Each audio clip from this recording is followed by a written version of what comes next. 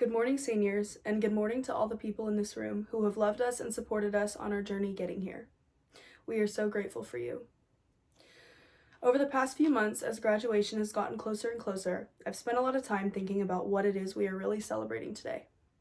Of course, graduation is a celebration of our academic achievements, but all the traveling, the dress steaming, the announcements, the hats and robes, these things must inadvertently represent an accomplishment much more significant than the grade we got in freshman health class.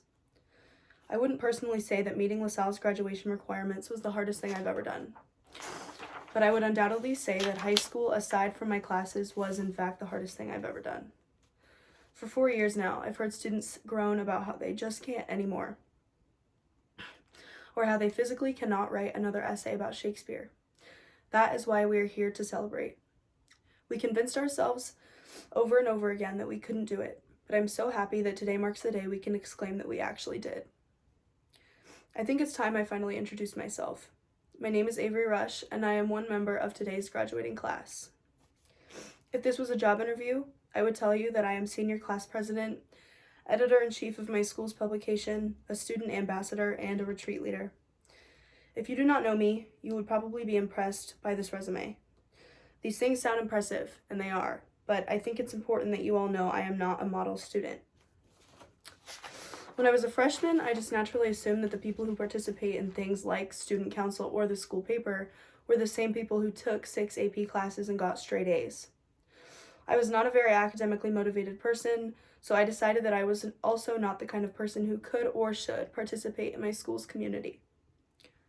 I showed up to school in the mornings, I sat through my classes disengaged and tuned out, then I went home. My friends at the time did not go to LaSalle, so my only connection to the school was that I was enrolled in classes there.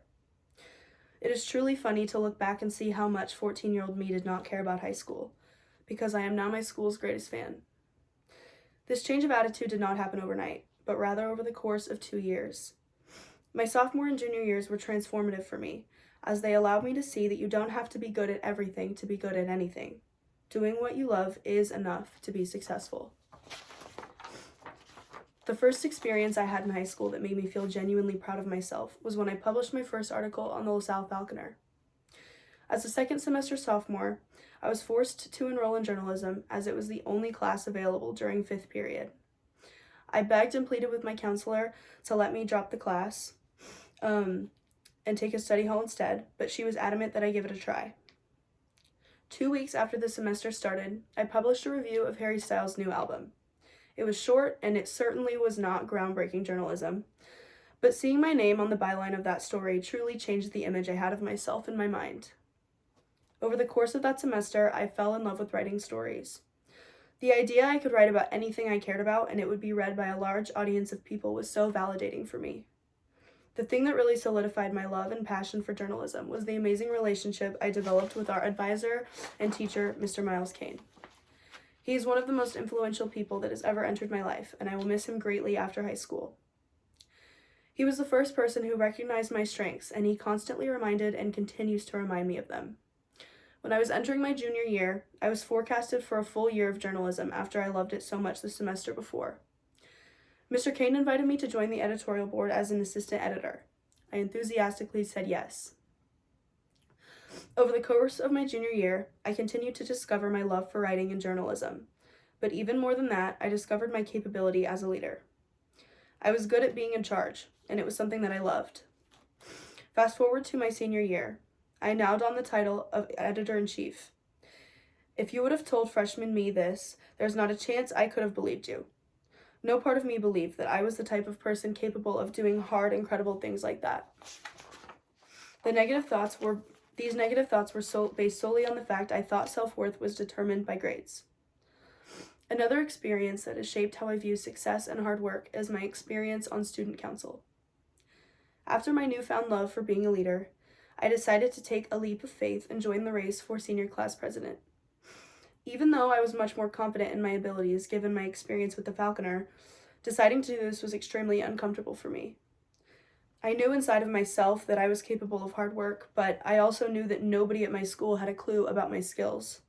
I hadn't been physically at school in over a year, and the last time these people had seen me was when I was still an insecure 15-year-old who had no who was doing the bare minimum at school. Nevertheless, I decided to give it a shot as I knew it would be something I would really enjoy. And what was the worst thing that could happen? I could lose, but I would still live to see another day. Luckily, that did not happen, as I won the election. I was so proud of myself, and I made it my mission to prove to my school community that I really was a person who could do great things. I knew I wasn't Harvard bound, but I wanted my teachers and my peers to think highly of me. The final experience I want to share with you is my experience on my school's infamous retreat, which is called Journey. I don't think it's important for me to keep talking about my confidence transformation as a hard worker, as I have already communicated that to you all. This part of my path in high school is equally important to any extracurricular accomplishments of mine, as it was the final notch in my belt that I needed to feel that I had really found myself. The Friday after Halloween this year, I embarked on my school's annual retreat. The retreat is meant to be an opportunity for students to spend quality time with their class and for students to reflect on their lives before they move on to their next steps. The details of Journey are confidential, but those who have gone always warn the class below them that it is a very emotionally intense experience. I had come so far in high school, but socially I still struggled. I had just one close friend, and 3 days before I was supposed to leave for the retreat, I found out that she had been transported to an inpatient treatment facility in another state. I did not want to make any part of her experience about me, but regardless, when she left, I was distraught. I wanted so badly to skip the retreat and instead stay inside my room all weekend by myself. I'm not even sure how I ended up deciding to actually go, but I did. This was the most incredible experience I have ever had, and those 2 days I spent on Journey undoubtedly changed my life. I had always been someone who dreamed of having a solidified group of friends. I had also always just wanted to have a best friend, the kind you'll know for the rest of your life, who will be your maid of honor and the godmother to your children.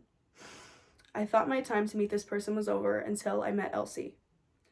The retreat begins with a partner exercise where you go through a series of talking points with someone that you've never talked to. I've gone to school with Elsie for 6 years, but somehow we had never interacted. Throughout the rest of Journey, we continued to get to know each other, and I'm not really sure how the rest of the story goes, but she is now my absolute best friend. The one I have waited my entire life to find. I don't know how to verbally describe the love I have for her and our friendship, but quickly after we became friends, I felt a feeling of closure knowing that I had done all I hoped to do in my 4 years at LaSalle. These stories represent not only how I discovered myself in high school, but also how I began to understand what success really is. I learned to love myself, and love from others followed. I never got straight A's, I never took the hardest classes, and I will never regret that. My challenge for you is to take yourself out of the boxes you force yourself into. The only person stopping you from doing the things you want to do is the voice in your head telling you that you can't. You are not the type of person who could never be in the school play. You are not the person who could never go out for the football team. You are the first and only version of yourself, and who that person becomes is up to you. This sounds scary because having the freedom to literally become whoever you want is scary, but it gives you the largest blank canvas ever created. Graduates, what will your masterpiece look like?